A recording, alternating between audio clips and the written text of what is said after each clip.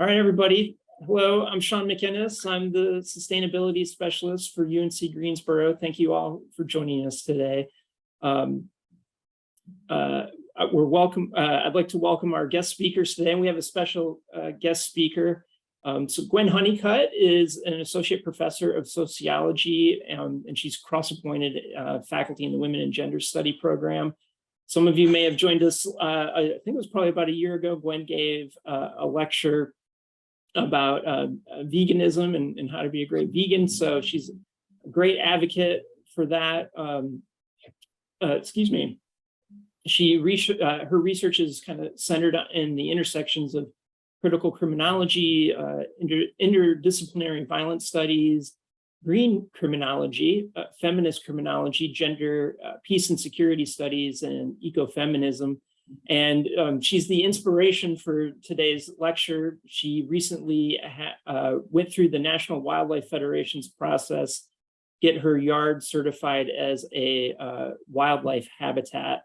And she posted a little picture of it on Facebook, and I was like, all right, I want to learn more about this. So social media bringing us all together today. And then we're joined by Ann Berry Summers. She's a senior lecturer emeritus in the Department of Geography and Environment and Sustainability. Ann's work centers on biology and conservation of small turtles found in North Carolina, namely box turtles, which are the only fully terrestrial turtle and are believed to be in serious decline due to habitat fragmentation. Ann does a lot of work advocating for ocean health. She's organized with a number of nonprofits an ocean advocacy workshop that we were happy to help sponsor last year at the Haw River State Park, and we're looking to do that again in March. So please be on the lookout for that. Ann's going to provide her expertise on natural habitats in the Triad region. And then we've got a special guest, Robin Davis from Maxie B's Bakery. And pulled her into the fold because Robin's actually created a wildlife habitat right in the parking lot of Maxie B's. And so she's going to help us and chime in with her experiences and how that went along. So welcome everybody. I'm going to turn it over to Gwen. She's got a presentation, and just remember to raise your hand if you've got any questions as we go along. Hello, everybody. I am just delighted to be here. Sean, can you see my screen okay? We're looking good. Okay, great.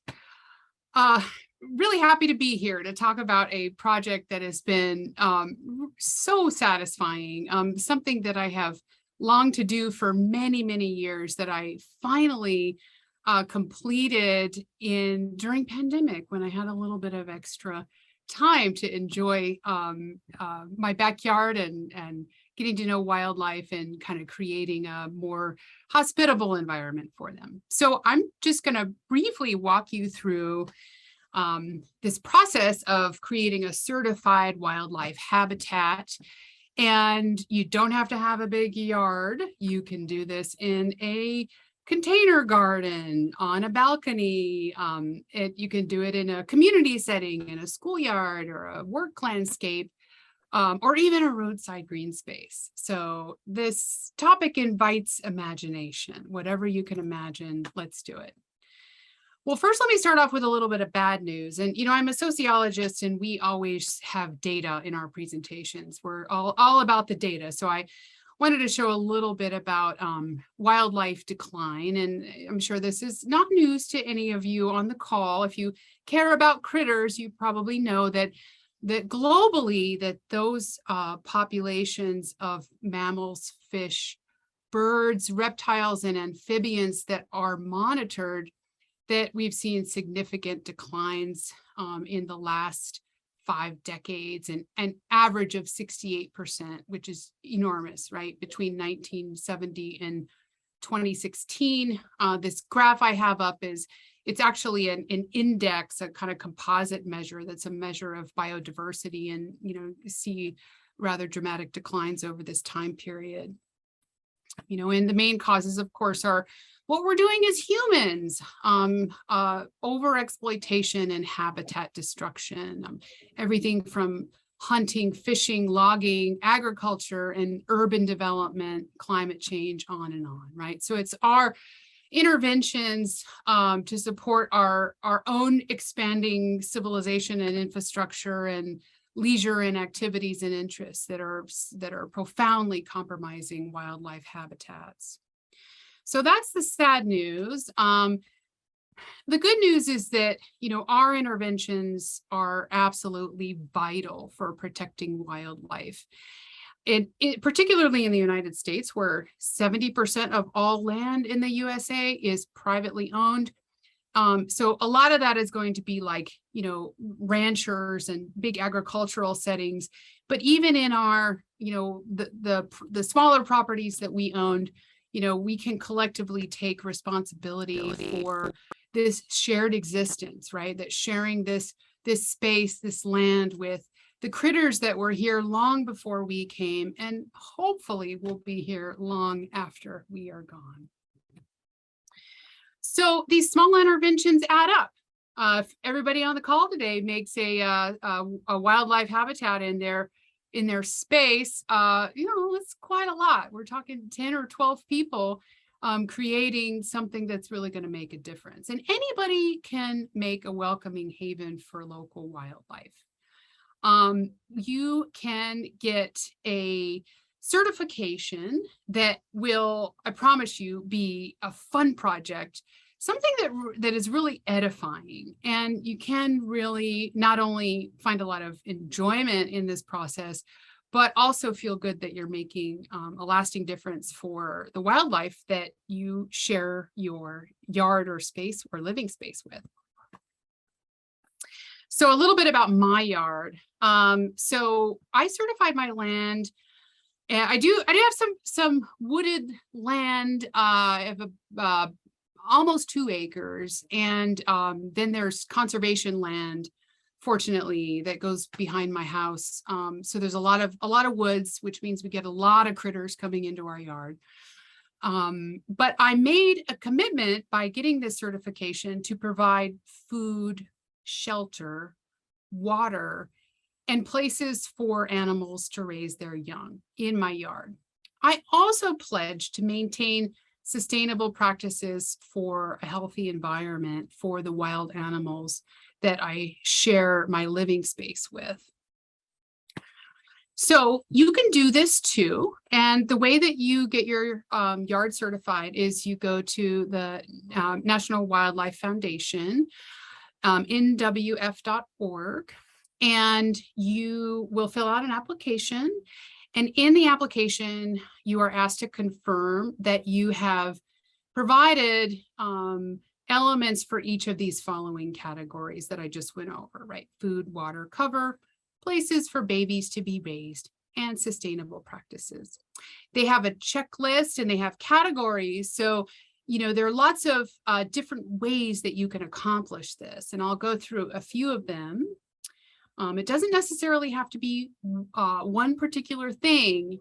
With food, you can accomplish providing food for wildlife by what you plant, seeds from a plant or berries from a plant, nectar, even foliage, twigs, fruit, sap, pollen, or many of us like to put out feeders. So you can put out feeders for butterflies, squirrels, birds, and hummingbirds.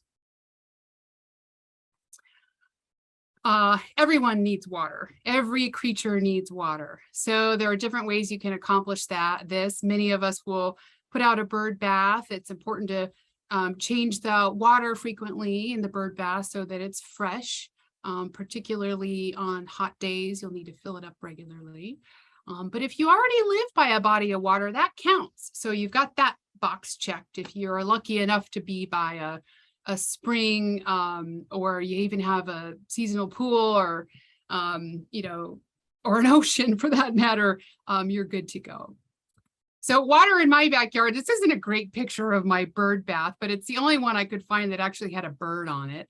Here's a bird bath that I have that I try to keep full. It's a bit of a chore, but I also have a pond that I've turned into a frog habitat, and I'll show you a little video of my frog habitat pond.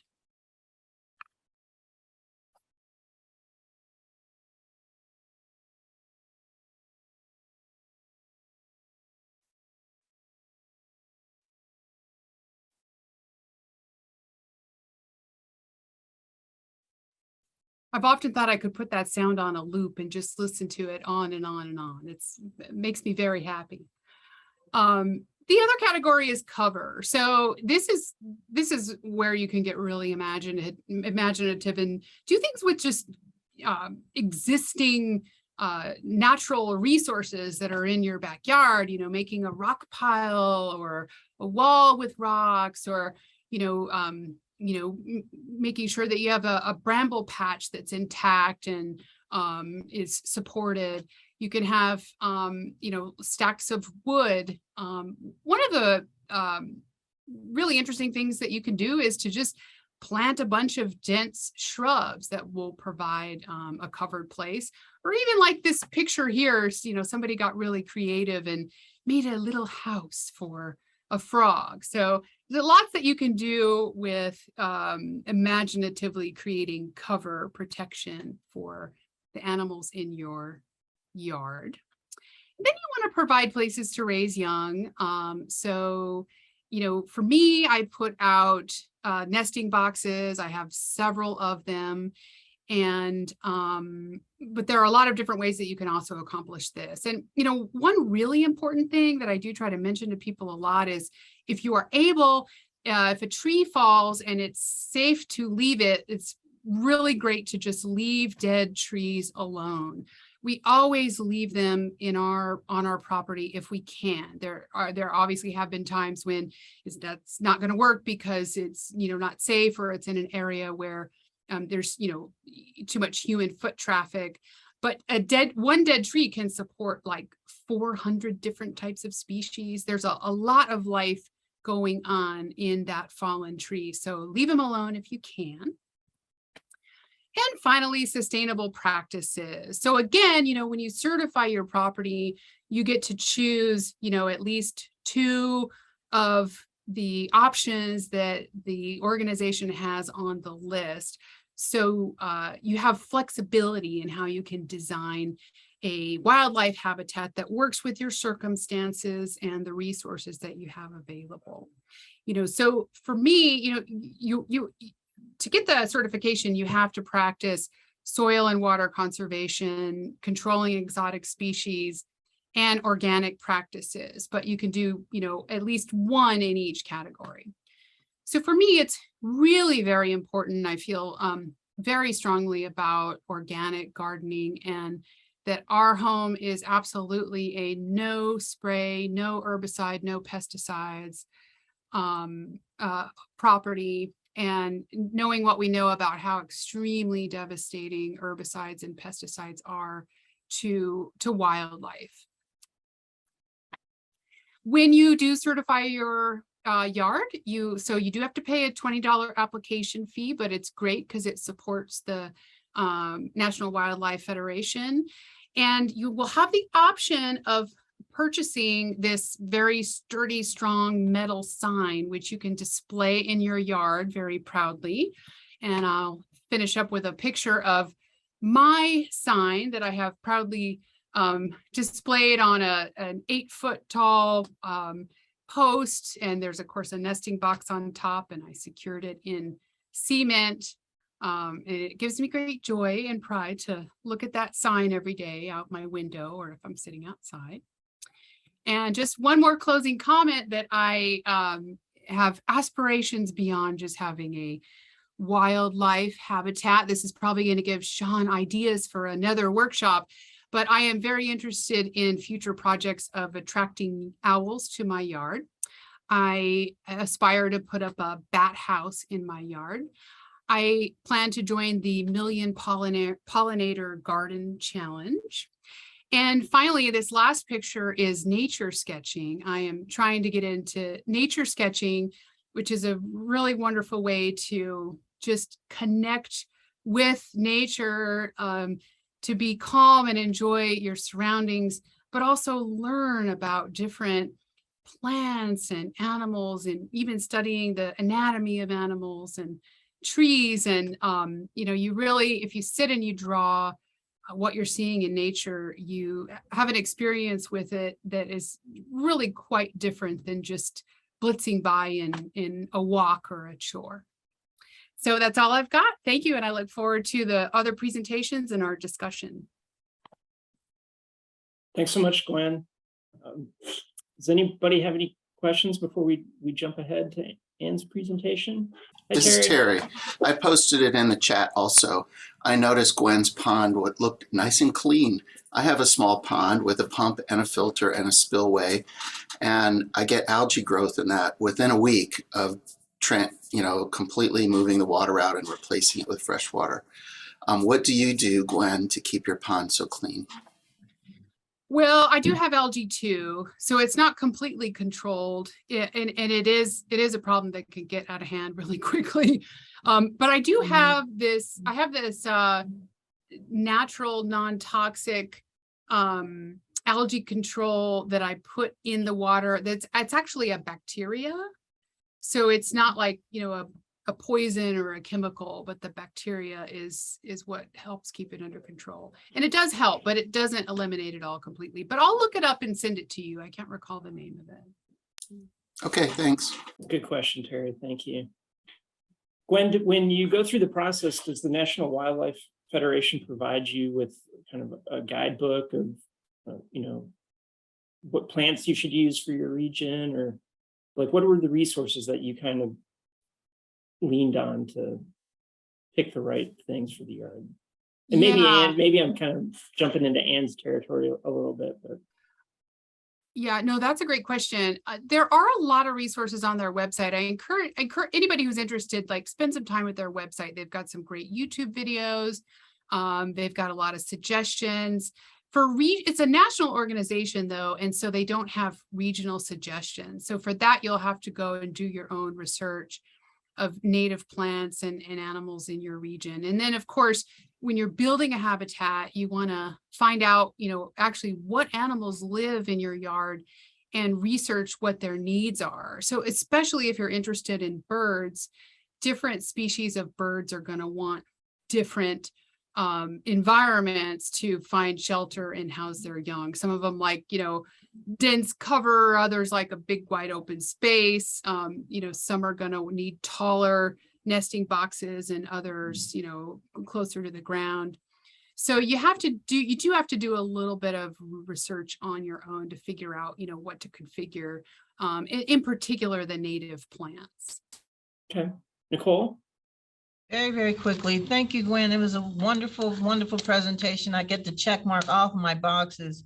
However, I also live in a development, right? And so I work with an HOA. I'm part of the HOA, but I'm very, very fortunate to live on the very end of the block. So 3 sides of my house, there's nothing but wooded area, right? It's covered and it's got a common area. And so I get runoff, I get water, but I'm concerned that the water, because it's kind of downhill, would be runoff water from everywhere, from the houses. So would that count? I mean, if it's if the drainage, the water that comes around and goes around to the sewer, would that count as a safe water source, and I do have other bird feeders and bird ponds, but would that running water be just as well? I'm not entirely sure. Have you seen animals come and drink out of the water? Oh yeah, my backyard is really tiny. It's really tiny. It's about maybe 10 feet, 15 feet going into the woods. And I actually started doing the bird watching a couple of years ago. I had a number of birds come in and an owl. So, but after it rains, I get the runoff. Just specifically with Ian just coming through, I had lots of rain, lots of wooded area. And so half my yard is it's got trees down a little bit, and then the other yard, I actually keep it cut so low that it's practically moss, which I like. So, but the water comes down. Oh, And yeah. I just, I don't know. I haven't seen any dead birds or dead animals, so maybe it's okay. Maybe. Yeah, and I know it sounds like you're concerned about the runoff too from the neighborhood of, oh, yeah, all the chemicals that may be in there. Yeah, Exactly. well, I mean, maybe Anne can speak a little bit more to this, but I mean, I know that one of the options for the NWF is wetlands. Like if you have wetlands, or you can create wetlands, that counts. And maybe just in drier times, if you could put out a bird bath, just so, you know, when that water does dry up, that birds in particular just Still have, able to. yeah. Okay. I think that Thanks. covers that. That's great. Thanks, Nicole. Mhm. Okay, I think we're going to turn it over to Anne. All right, so folks, feel free to ask questions along the way. And what I just love the lead in I got for this, because I'm going to start out by talking about resources. So there is a lot to know. You don't have to know squat to get started, but like I'm on this journey just like a lot of other people. And I am really relishing all these resources. So I'm going to start off by talking about Triad Wild. Now, Gwen was talking about National Wildlife Federation. It's a federation. North Carolina has a North Carolina Wildlife Federation. I've been serving on the board of directors of that for the last 9 years. And I am now also associated with Triad Wild, which is a chapter of the North Carolina Wildlife Federation. So it is, the Wildlife Federation is a big player in this. And just to tell you about Triad Wild, which is brand new, is that we have in-person and online meetings. And Nicole, I want you to come. And when we have them in person, they're at the Kathleen Clay Edwards Library on the second Tuesdays at 7 p.m. We also have outdoor days where we plant. This is so new. We're still in our first year. So we're starting a project now with Friends Home. So we're going to be doing plantings there, pollinators. And we occasionally meet at the brewery for socializing. And this is a great place to make friends with people who share your values and your interests and to learn from. We just have a lot of fun. Now, we have with us today Robin Davis, and she is the founder of Triad Wild. She also, I'm so very proud to announce, is the 2022 Governor's Award winner for the Business Conservationist of the Year. So she won a big award this year for her work at Maxie B's. And this is no small thing, because if you can take a paved parking lot on Battleground Avenue in Greensboro and have this lush native plant garden that actually attracted and has attracted monarch butterflies and caterpillars that emerge from the eggs that are laid, then you've really done something. So we are really proud to have Robin as our head honcho. So again, we're nested within a whole lot of chapters that are overseen by the North Carolina Wildlife Federation. I'm a very proud member of that organization and think it's one of the best conservation organizations for wildlife in the state. And so that's why I devote so much time to this. Certified wildlife habitat is a National Wildlife Federation, but it's also, you can link to it through the North Carolina Wildlife Federation website also. So it's not exclusive to the national.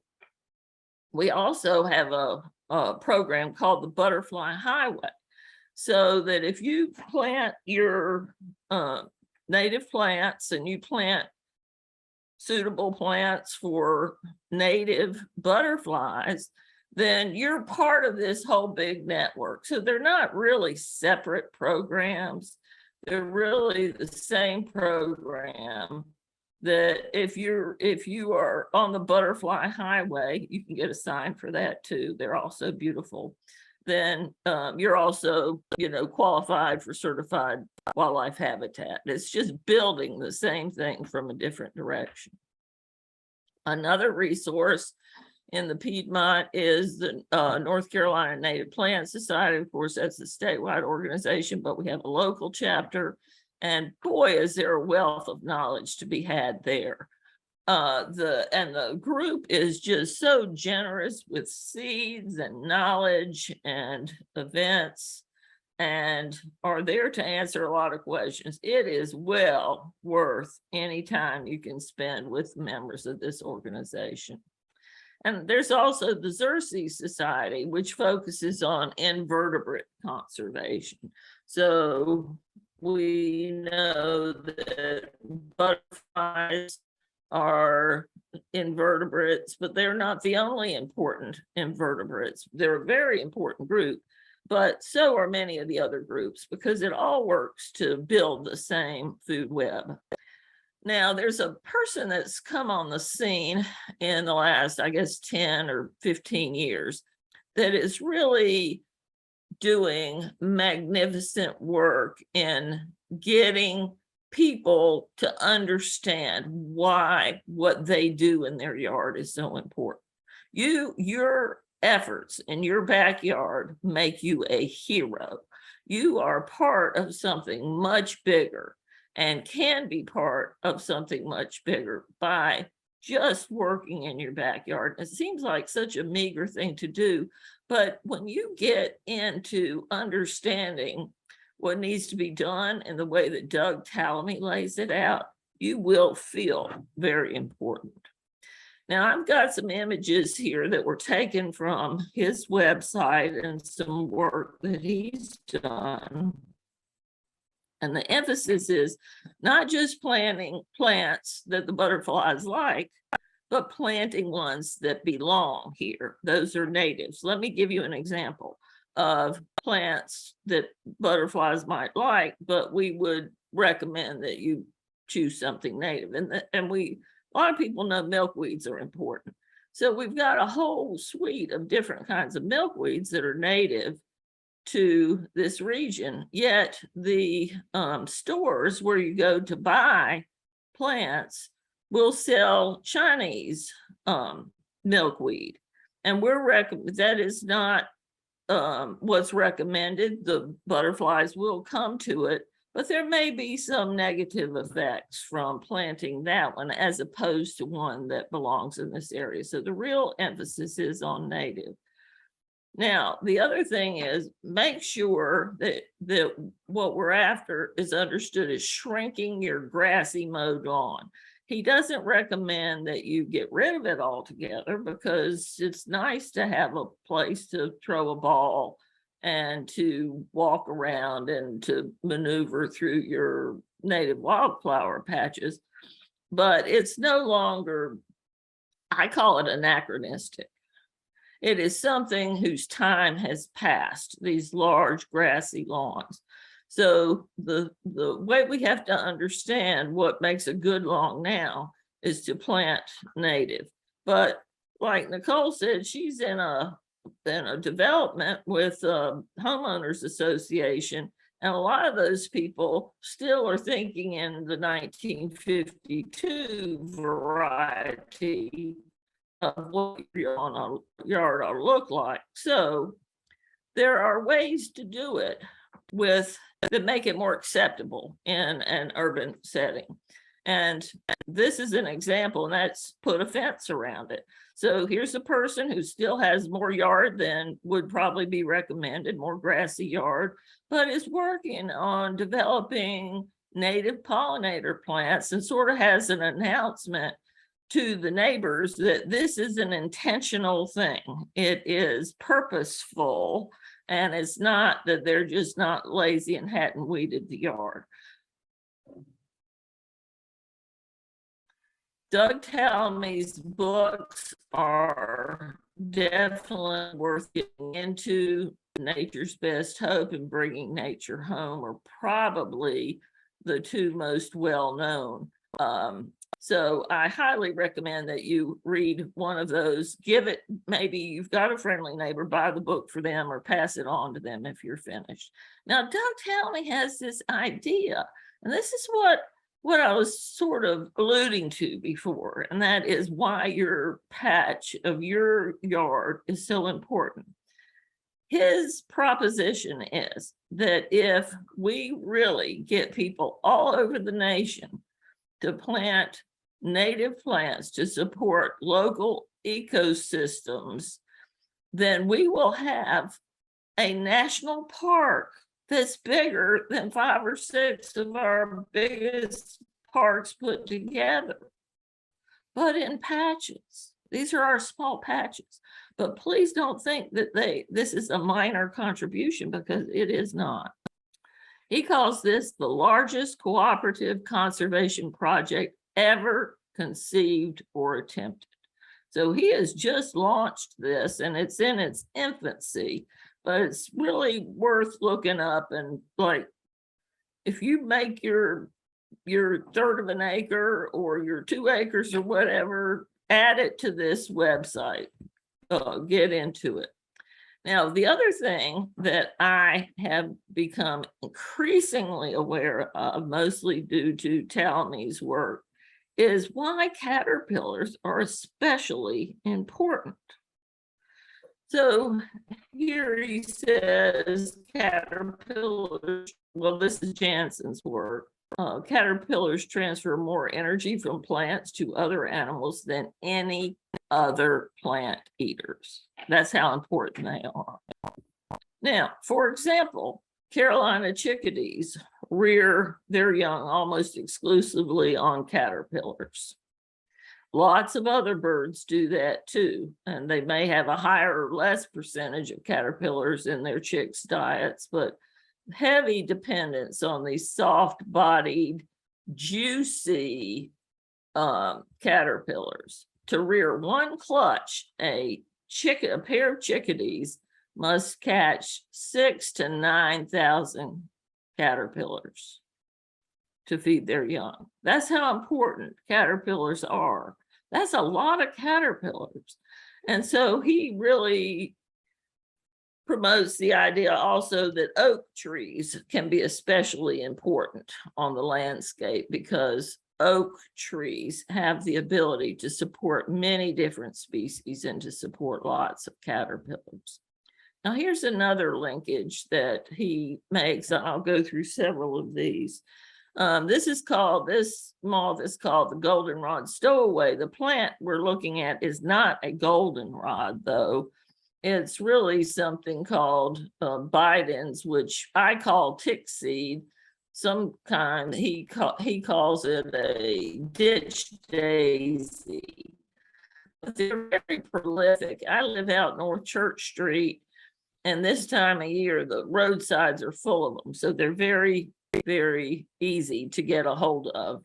Here's another one, the hackberry emperor butterfly and caterpillar depend on the hackberry tree.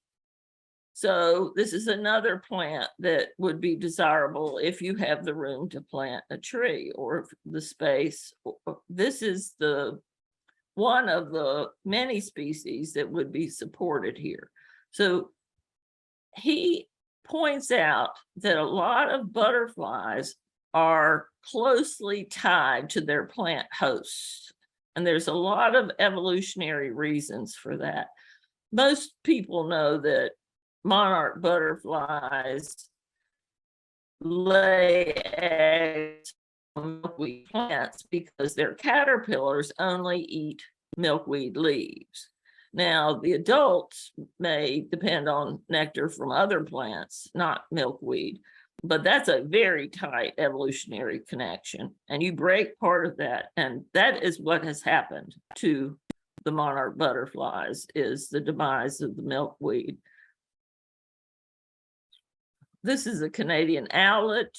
meadow rue is just a lovely plant that supports the Canadian owlet. Now, here's a question I have, like, oh my God, what do I plant? You know, what do I plant next? What Doug Tallamy did is he flipped through the book of butterflies in his region and chose one he liked and then figured out what plant it liked and planted that plant. So there's all sorts of ways to decide what you're going to plant next.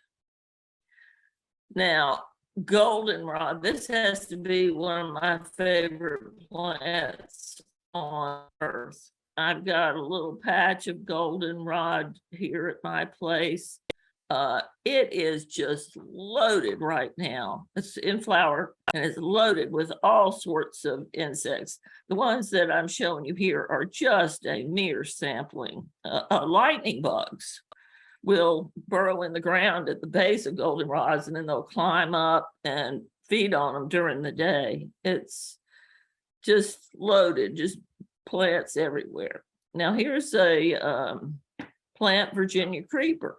You don't need a special place for this one, just plant it at the base of a tree.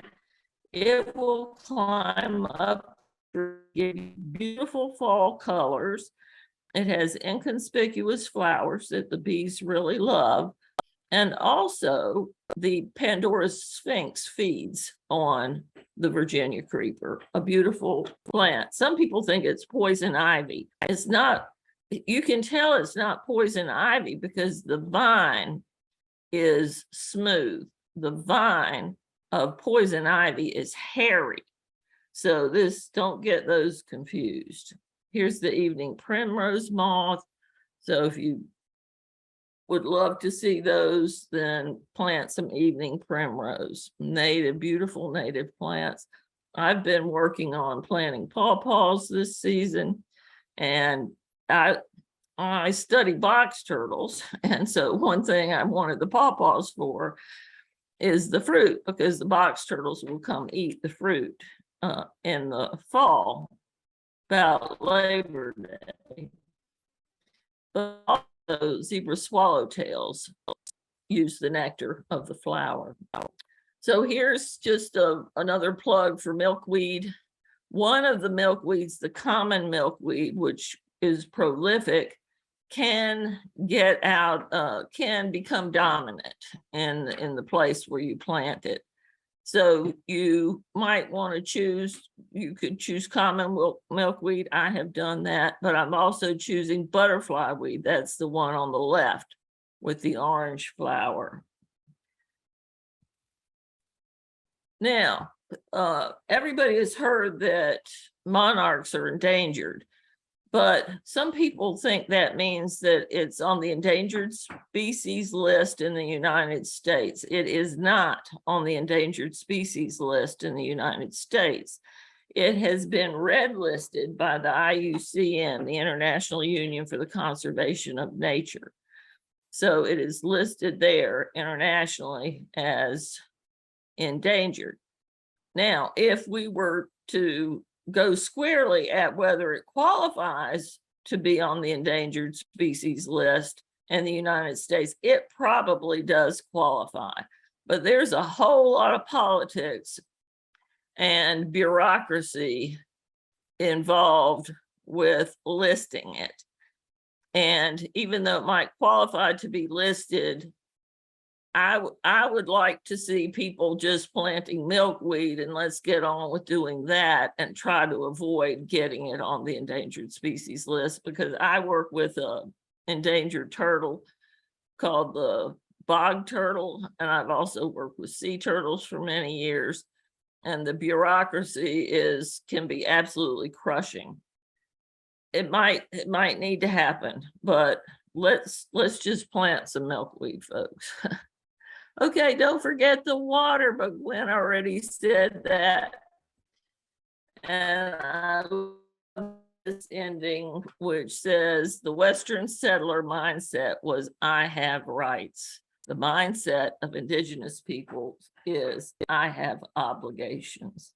So that's the end of my program. Thank you. Thanks so much, Anne. That was amazing. Really appreciate you taking the time to put all that information together. Does anybody, I think before we open into questions, I maybe want to give just Robin a chance to kind of talk about her experience at Maxi Bees, and if there's any additional advice you'd like to give folks, Robin.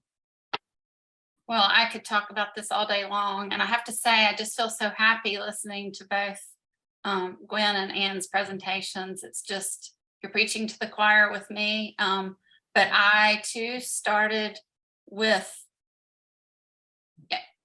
I'm on this journey along with everyone else, but it's just a journey that I really, really enjoy, and really enjoy sharing this with other people. And it's so doable. It's so fun. I think it's very healing. I think in this stressful time that we live in with climate change and the biodiversity crisis, we need to do something that feels like we make a difference.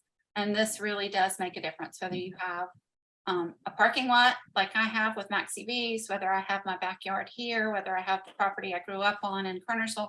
So I have multiple different areas that I'm working on. They're all different. They're all fun and rewarding, and it makes a difference. Even if it's a pot on a patio at an apartment, my son has that. And I'm like, you need some native plants out here. So we're working on that in Raleigh. There are many resources. I will just would like to invite everybody to come out to Maxi Bees on Friday, October 21st. We're doing the 2nd annual Native Plant Fest in conjunction with the North Carolina Native Plant Society. We'll be giving away native plants to everyone. And we have lots of gardeners on hand from the society to answer questions. We have a brand new updated resource list for where to buy plants in our area. And that is actually on display already at the bakery. So, but love to have you come by. I'm doing garden tours and talking about all this more in person. I don't want to take today's time, but I guess just because it is fall season, I just want to make a plug for leaves, keeping the leaves. We just had the big storm come through this past weekend. I still have not cleaned up. And I'm really being mindful about how I clean up, because I don't want to go out and remove all of that food and shelter material from the animals. There are acorns everywhere. The squirrels think it's Christmas. Twigs and leaves. Fortunately, we didn't have any major damage, but I'm watching my neighbor to the right of me today blowing everything out of his yard and bagging them up in plastic and putting by the street. And I heard Doug Tallamy speak last week in Burlington, and he really talked about what a moral issue that is. I mean, really, we're just depriving our wildlife of what they need to survive when we do that. And we've just been programmed to do it. We think that's what we're supposed to do after a storm. So I have some wild areas in my yard. My yard is fairly wild all over, but I have a wild area where I will take all of that material and move it back to for them to root around in, the birds, all the mammals that use our yard, and that will become mulch and for what they don't consume. So just to think about that, to all those things that we've just been taught to do might not necessarily be the best approach. So think about that. So much to be said, but I love the fact that you all did this. I would love to see it be a continuing series. Great idea. Yeah. Terry's had his hand up, so I want to give him a chance to ask a question. Thanks. I have lots of questions, but what are your thoughts on herb gardens? Herbs, some of them are native plants, some are not. We use an herb garden right outside our front door in sort of an area that it's part of our house's foundation. That attracts a lot of insects and butterflies and other things. And this past year, we actually had black swallowtail caterpillars all over I believe it was our parsley plants. We just let them go, and one of them actually created a chrysalis right on our door jamb and morphed into a butterfly a couple weeks later. That was really, really interesting seeing that every time I walked in and out of the front door. So what are your thoughts on herb gardens? I think I'll plant some. Sounds great. I've also heard basil is a good thing to plant, but you can't remove the flowers, and you just got to let it be itself. And I think Robin has some out in front of the store, don't you? Yes, we have a mix of native plants, herbs, and some vegetables as well. And you're right, the pollinators certainly love the herbs. And I have fennel at home. I don't have any fennel at the bakery, but I've seen hummingbirds drink the nectar out of the fennel as it's blooming. So it grows really tall. And I think that's interesting. I wouldn't think about a hummingbird going to fennel, but they do every year. Pro herb gardens, Terry, I don't think there's any major ramifications from having an herb garden. No. Thanks. And just another, I guess, comment. My wife is really the gardener of the house. That's her pressure release, anxiety release, to just go out and work in the garden. And she often finds volunteer plants all around the place, you know, that birds bring in the seeds. The seeds germinate, and often they're in the middle of the yard or in our gardens. And once they're identified, she'll either remove them if they're going to be, you know, oak trees or sweet gum trees or something like that. But we have quite a few redbud trees, which are native to our area, that were just volunteers that we found in the garden and transplanted and made part of our housing foundation plan. So that's another great way to get free things that are native to your area, as long as you're aware of what they are before you plant them. I just want to say something about that. I think that's wonderful. And I really, Nicole, one of the things I want us to talk about on the tree canopy committee is the fact that we have free trees springing up around us all the time. All the acorns that are falling right now, if we can let those acorns turn into oak trees, or the redbud seeds turn into the redbuds, we don't have to plant those trees. And they are much healthier and grow faster than if you have bought a tree and then you plant it and you have to water it. You don't have to water it. You don't have to do anything.